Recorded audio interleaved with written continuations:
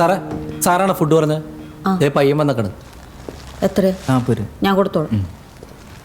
അവൻ ഡിവോഴ്സാണ് ഉദ്ദേശിക്കുന്നെങ്കിൽ ഞങ്ങൾക്ക് അതിന് സമ്മതം സാറേ. പക്ഷേ എൻ്റെ മോൾ 1.5 വർഷത്തോളം അവൻ്റെ കൂടെ ജീവിച്ചതാ. അതിനുള്ള കോമ്പൻസേഷൻ ഞങ്ങൾക്ക് കിട്ടണം. അത്രേ ഉള്ളൂ. ഞങ്ങൾക്ക് ഷെയർ കിട്ടണം. നിങ്ങൾ ഈ ഷെയർ എന്ന് ഉദ്ദേശിക്കുന്നത്? ഇവർ തമ്മിലുള്ള മാരേജ് പ്രജീഷിൻ്റെ അമ്മയുടെ നിർബന്ധപ്രകാരം മാത്രം നടന്നതാ. സ്വത്തൊക്കെ അമ്മയുടെ പേരില്ല. അവർ മരിച്ചുപോയ സ്ഥിതിക്ക് എൻ്റെ മോക്ക് അതിലൊരു അവകാശമില്ലേ? ഇല്ല. ഇല്ലേ? അതെന്താ?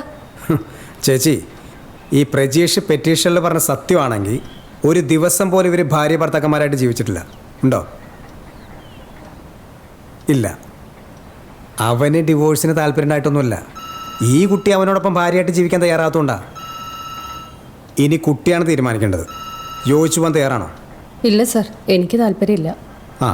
അപ്പം പിന്നെ നിങ്ങളൊരു മ്യൂച്വൽ ഡിവോഴ്സിന് ശ്രമിക്കും. പെട്ടെന്ന് കിട്ടും. അതിന് അവന് സമ്മതം.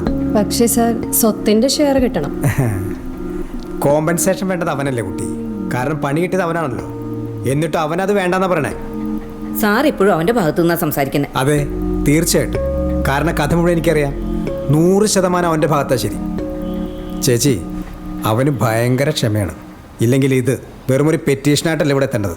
ഞങ്ങൾ കോടതി പോകണം. അതാ നല്ലത്. കാരണം ഇത് ഇവിടെ തീർപ്പാക്കാൻ പറ്റിയ പെറ്റീഷനല്ല.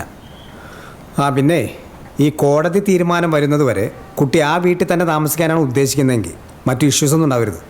പിന്നെ ആ വീട്ടിൽ CC ക്യാമറ വെക്കണ കാര്യം ഞാൻ പ്രജീഷിനെ വിളിച്ച് പറഞ്ഞോളാം. അത് വേറൊന്നുമല്ല, ഇത്തരം സിറ്റുവേഷനിലെ കള്ള പെറ്റീഷൻ കൂടുതലാണ്. അതുണ്ടാവരുത്. അല്ലെങ്കിൽ തന്നെ ഇവിടെ പെറ്റീഷൻസിൻ്റെ കൂമ്പാരാ. പിന്നെ പഴയ പോലെ കുട്ടിയുടെ ഫ്രണ്ട്സൊക്കെ അവിടെ വരാനോ താമസിക്കാനോ ഒന്നും പാടില്ല. ബാക്കി കാര്യങ്ങളൊക്കെ നമുക്ക് പ്രജീഷ് വന്ന് സംസാരിക്കാം. വന്നല്ലോ. പ്രജീഷ് വന്നിട്ടുണ്ട്. നമുക്ക് സാറിനെ കാണാം. വാ.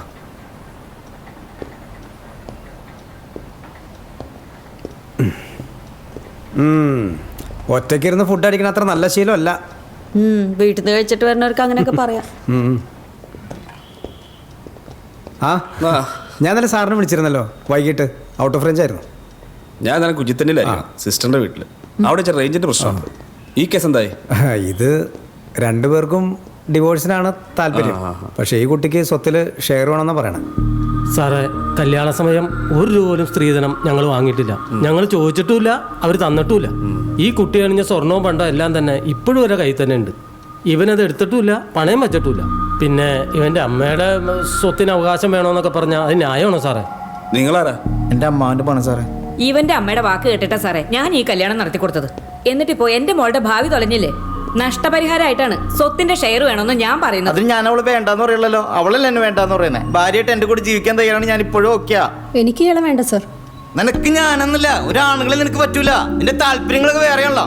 നിനക്കതിനെ പറ്റിയ വേണ്ട വേണ്ട. ഈ കാര്യത്തിന് പരസ്പര ധാരണയില്ലാതെ സ്റ്റേഷനിൽ ഒരു തീർപ്പില്ല. അതിന് നിങ്ങൾ കോടതിയിൽ തന്നെ പോകണം. ഞങ്ങൾ കോടതി പോവും. ആയിക്കോട്ടെ, പോയി സാറിനെ കാണാം. ജോജോ, ഒരു PCC, പേര് ഫിൻസർ, അപ്പൻ്റെ പേര് മുഹമ്മദ് അലി. അപേക്ഷ തന്നിട്ട് 2 ദിവസമായി. വൈകുന്നേരത്തേക്ക് കൊടുക്കാൻ പറ്റുമെന്ന് നോക്കി. നോക്കാം സാറേ. കേസും പ്രശ്നങ്ങളൊന്നും രാജമെമ്പർ പറഞ്ഞിട്ടുണ്ടേ. എന്നാലൊന്ന് വെരിഫൈ ചെയ്തേ. മനസ്സിലായി സാറേ. ആയിക്കോട്ടെ. സാർ അവിടുന്ന് വരാൻ പറഞ്ഞിട്ടുണ്ടായിരുന്നു. ആര് പറഞ്ഞു? ആരോടാ? വിനീത മാഡം, അങ്ങനെയാ പേര് പറഞ്ഞു. വനിതാ സാറായിരിക്കും. വനിതാ സാറേ, ആരോടെങ്കിലും വരാൻ പറഞ്ഞിട്ടുണ്ടായിരുന്നോ?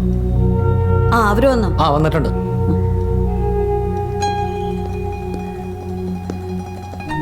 ഇന്നലെ ഞാൻ സംസാരിച്ചത് മോനോടാണോ? അതെ മാഡം. ഇതാരാ? ചേട്ടനാണ്.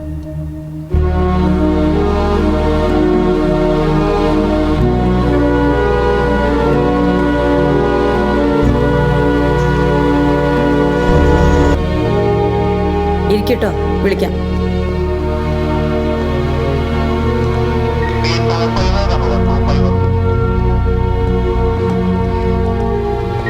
സാറ് പറഞ്ഞു കേട്ടല്ലോ, കോടതി തീരുമാനം വരെ ഒരു പ്രശ്നം ഉണ്ടാകാൻ പാടില്ല. പ്രസാദേ സാർ, ഈ പെറ്റീഷൻ രജിസ്റ്ററിലെ 2 കക്ഷികളോട് സൈൻ അടിപ്പിച്ചിട്ടേ. തീരുമാനം എങ്ങനെ? ഇക്കാര്യത്തിൽ കോടതി തീർപ്പ് വരെ 2 കക്ഷികളും ആ വീട്ടിൽ സമാധാനപരമായി കഴിഞ്ഞുകൊള്ളാമെന്നും 2 കക്ഷികളുടെയും ബന്ധുക്കൾക്കോ മറ്റു കൂട്ടുകാർക്കോ ആ വീട്ടിൽ വരുവാനോ താമസിക്കാനോ പാടില്ലാത്തതാണെന്നും 2 കക്ഷികളും പരസ്പരം സമ്മതിച്ചിട്ടുള്ളതാണ്. സാർ, രാത്രിയിലൊരു ഇന്റിമേഷൻ ഉണ്ടായിരുന്നു കാർമൽ ഹോസ്പിറ്റലിൽ നിന്ന്. ഭർത്താവ് ഭാര്യ തല്ലിയതാ. OP ആയിരുന്നു. ഇഞ്ചുറി ഉണ്ടോ? നെറ്റിയിലൊരു ചെറിയ ഇഞ്ചുറി. ഞാൻ അപ്പം തന്നെ അവരെ വിളിച്ചിരുന്നു. ഇളയ മോനാ ഫോൺ എടുത്തത്. അവൻ്റെ നമ്പർ ഹോസ്പിറ്റലിൽ കൊടുത്തിട്ടുണ്ടായിരുന്നേ. പോലീസ് സ്റ്റേഷനിലാണെന്ന് പറഞ്ഞപ്പോൾ അവനൊരൊറ്റ കരച്ചിൽ. അമ്മയാണ് പ്രശ്നക്കാരി, അച്ഛൻ പാവമാണെന്ന്. അമ്മയ്ക്ക് അടുത്തുള്ള ഒരാളായിട്ട് പ്രേമമാണെന്ന്. അച്ഛനത് ചോദിക്കാൻ ചെന്നാണ് പ്രശ്നമായതെന്ന്.